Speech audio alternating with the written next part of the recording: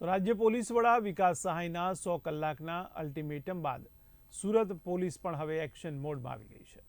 ત્યારે અસામાજિક તત્વો સામે સુરત પોલીસે લાલ આંખ કરી છે।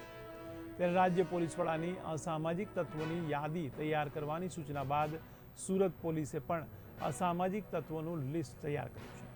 ત્યારે સુરત શહેરમાં 1200થી 1300 ક્રિમિનલનું લિસ્ટ તૈયાર કરવામાં આવ્યું છે, જેમાં 300થી 400 હાર્ડકોર ક્રિમિનલનો સમાવેશ થાય છે। ત્યારે આ પૈકી 20થી 25 જેટલા ગુજસી ટોકના આરોપી તેમજ અસામાજિક તત્વોને ક્રાઇમ બ્રાન્ચ પોલીસે કાયદાનું ભાન કરાવ્યું હતું।